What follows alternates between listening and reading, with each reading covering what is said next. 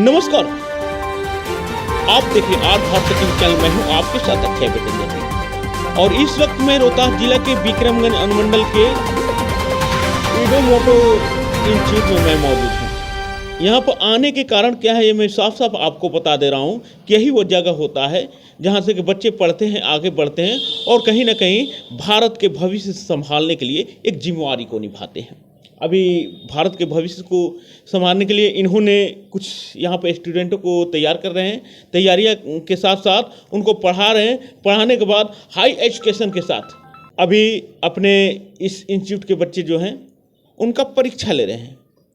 और परीक्षा लेने के बाद एक और इन्होंने नियम और शर्तें को लागू किया है कि अगर जो भी बच्चे हैं वो अगर फर्स्ट आ रहे हैं इस परीक्षा में तो उन्हें 1 साल के लिए हम फ्री पढ़ाएंगे। दूसरी बात है कि जो बच्चे अगर सेकंड स्थान प्राप्त कर रहे हैं उनको 6 महीना, और तीसरी बात है थर्ड स्थान प्राप्त कर रहे हैं उनको 4 महीना के लिए। और क्यों ये शर्त दे रहे हैं? इसलिए कि हमारे बच्चे जो हैं ये पढ़ें और आगे बढ़ें और अपने गार्जियन के नामों को और ऊंचा करें। सर, सबसे पहले आर भारत में आपका स्वागत है, अपना परिचय दीजिए। मैं अपने माध्यम से आपको बहुत बहुत धन्यवाद करता हूं कि आप यहां पर आएँ और हमारे इस कोचिंग के लिए आप जो ये कवर कर रहे हैं तो बहुत बहुत धन्यवाद आपको भी। और हम हमेशा कुछ ऐसा करते रहेंगे कि आप आते रहें और जितना हमसे हो पा रहा है शिक्षा में उतना हम लोग कर रहे हैं, क्योंकि बचपन से हम बाहर जा कर पढ़े हैं इतना दूर दूर। तो मेरा यही सपना है कि अब कोई भी बच्चा अपने माँ और पिताजी से दूर जाकर नहीं पढ़े। मेरा नाम विकास सिंह प्रधान पड़ेगा, मैं मानी का रहने वाला हूँ। इंजीनियरिंग कंप्लीट करने के बाद हम कोचिंग और स्कूल में लगे हुए हैं और आगे मेरा यही काम रहेगा।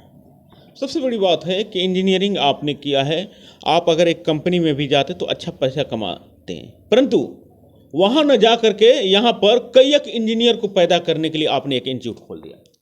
देखिए, बात तो सही है कि सबके माता पिता चाहते हैं कि मेरा बच्चा पढ़े और इंजीनियर डॉक्टर बने। हमारे भी पेरेंट्स का यही सपना है, लेकिन मेरा मानना है कि अगर हम पढ़ लिख के इंजीनियर बन जाते हैं, कुछ एक जॉब करते हैं, एक बड़ी इंडस्ट्री में रहते हैं, तो केवल हम रहेंगे।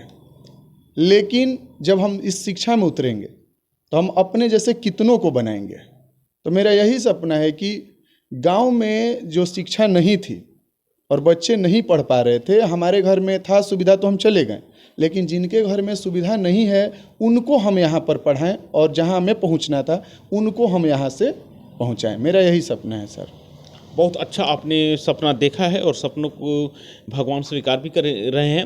और कहीं ना कहीं आपके जो भी बच्चे हैं वो मैंने अभी क्लास में गया तो देखा कि बहुत अच्छे बच्चे हैं, बहुत शांत बच्चे हैं और अच्छे से परीक्षा दे रहे हैं। और सबसे बड़ी बात है कि आपकी जो भी टीचर हैं निगरानी में बच्चे के ऊपर निगरानी रखे हुए हैं ताकि बच्चे चोरी ना करें और अच्छा से पढ़े। और जब पढ़ेंगे तो ही पता चलेगा, जब परीक्षा देंगे तो ही पता चलेगा वो कितना पढ़े हुए हैं, कितना नॉलेज उनके पास है ना।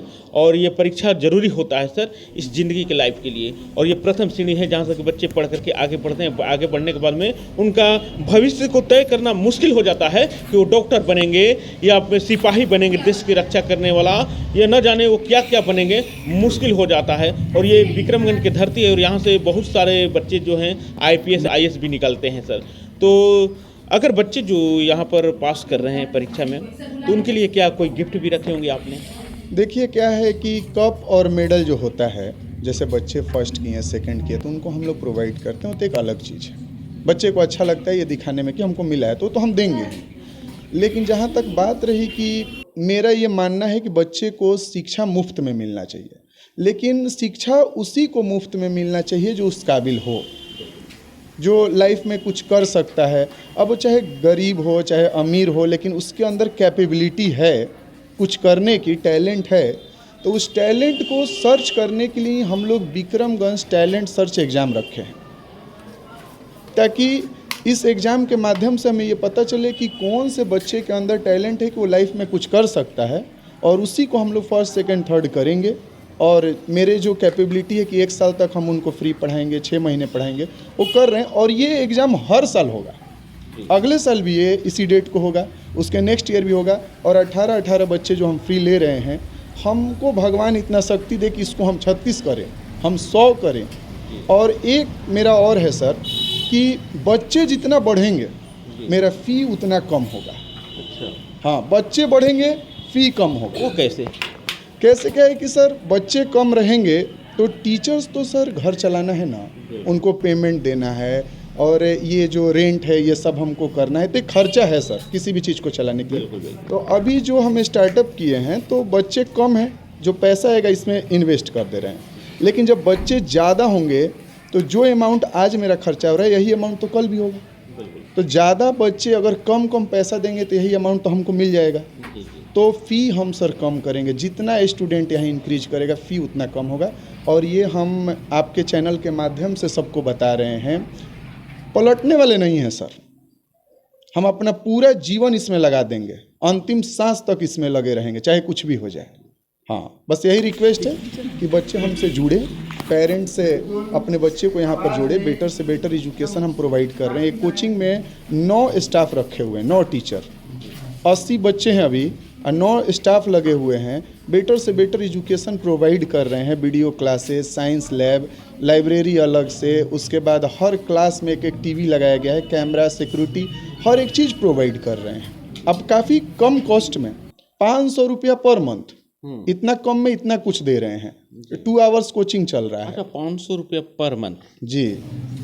किनको देते हैं? ये 500 रुपया पर मंथ बच्चे हमको फ़ी दे रहे हैं। 2 घंटे उनको पढ़ाते हैं, 3 सब्जेक्ट पढ़ा रहे हैं, एक बच्चे पर 5-5 टीचर लगे हुए हैं। तो इतना कम कॉस्ट में इतना कुछ प्रोवाइड करना, एसी वगैरह सब प्रोवाइड किए, तो ये एक सर हमारे हिसाब से तो बड़ी बात है। लेकिन ये बच्चे जो आज 80 हैं वो कल 150 हो जाएं, 200 हो जाएं, तो ये 500 फीस आप आइएगा अगली बार तो आपको 300 नज़र आएगा। बिल्कुल सर ने बताया, क्योंकि पढ़ेंगे बच्चे, बढ़ेंगे बच्चे तो ही अपने तकदीर से लड़ेंगे बच्चे। अभी इनसे पहले भी एक टीचर मुझसे मिले हुए थे जो यहाँ पर एक स्कूल चलता है कैम्ब्रिज, उन्होंने भी यही बात को बोला था कि मैं बच्चे के भविष्य को आगे बढ़ाने के लिए अपने हर चीज़ कुर्बान कर सकता हूँ। और सर ने भी बोला कि बच्चे को भविष्य को संवारने के लिए हम अपनी पूरी ताकत लगा सकते हैं। और कहीं ना कहीं इन्हीं लोग पर आश्रित होते हैं स्टूडेंट। अगर टीचर अच्छे हैं तो स्टूडेंट भी अच्छे होंगे और कहीं ना कहीं अपने गांव, अपने अनुमंडल के नाम को बहुत ऊंचा तक ले जाएंगे। बने रहिए मेरे साथ, मैं लगातार अपडेटिंग आपको दिखलाते रहूँगा। आज तक के लिए इतना ही, फिर नए नोटिफिकेशन लेकर के मैं फिर आपके साथ जुड़ूंगा। और दूसरी बात है कि शिक्षा से बड़ा कोई दौलत नहीं होता है। बस दौलत बाज़ारों में दिख रहा है, सिर्फ खरीदने की ज़रूरत है। और ख़रीदना नहीं है, वहाँ पर जाके ग्रहण करना है। और जब ग्रहण कीजिएगा और कुछ भी न हो तो कम से कम नौकरी न मिले तो एक टीचर बन करके और दूसरे को ये एजुकेशन दे करके आप आगे बढ़ सकते हैं और अपने नामों को रोशन कर। और बहुत जगहों पे आपने देखा है कि स्टूडेंट एक सवाल कर देते हैं कि टीचर कहाँ के रहने वाले हैं। बहुत सारे स्टूडेंट होते हैं जो बाहर जा करके पढ़ना चाहते हैं, लेकिन उन्हें ये मालूम नहीं है कि अपने घर में ही सोना है, लेकिन हम जाके बाहर कहाँ ढूंढते हैं। चलिए सर से कुछ जानकारियाँ और भी लेने का प्रयास कर रहा हूँ। सर, ये जो टीचर आप यहाँ पर रखें, कहाँ कहाँ से वो टीचर हैं? देखिए सर, टीचर सब यहीं के हैं। इसमें झूठ क्या बोलना है कि हम बाहर से टीचर लाए हैं, कोटा से लाए हैं। नहीं सर, सभी टीचर्स हमारे विक्रमगंज के हैं। और प्राउडली हम ये सबको कहते हैं कि आपको पढ़ाने वाले जो टीचर्स हैं वो आपके पास के हैं। बिहार की हम बात करते हैं सर, बिहार के जो टीचर हैं पूरे इंडिया को पढ़ा रहे हैं। यहाँ तक कि विदेश के भी बच्चे बिहार के टीचर से पढ़ रहे हैं। कोटा में हम पढ़े थे, एक सर थे, उनका पेमेंट करोड़ों में है, वो भी बिहार के ही थे। अब नाम तो हम नहीं लेंगे, लेकिन वो बिहार के थे और उनका करोड़ों में पेमेंट था। तो बिहार के टीचर सर, यूपी के टीचर्स पूरे इंडिया को पढ़ा रहे हैं। हम सर पहाड़ में से टीचर नहीं ना लाएंगे। अब देखते हैं कुछ ट्रेंड वगैरह है, बाहर की टीचर्स आ रही हैं, लेकिन सर मेरा मानना है कि मेरे बच्चे खुद IAS IPS और पूरे इंडिया में धमाल मचाए हुए हैं, बिहार के बच्चे, तो पढ़ाने वाला भी एक बिहारी ही होगा। और सारे टीचर सर यहीं के हैं। सारे टीचर यहीं के हैं। कहीं ना कहीं माना भी जाता है कि पूरे देश बिहार पर चल रहा है। हर जगहों पर बिहार के जो लोग होते हैं हर लाइन में वो हैं, मजदूर से लेकर के और एक बॉर्डर पर लड़ने वाली सैनिक तक हैं। कहीं ना कहीं हमारे बिहार के अच्छे अच्छे डॉक्टर भी हैं और अच्छे अच्छे साइंटिस्ट भी हैं। मेरा यह प्रयास कैसा लगा, एक बार कमेंट बॉक्स में कमेंट करके ज़रूर बताइएगा। नमस्कार, जय हिंद, जय भारत।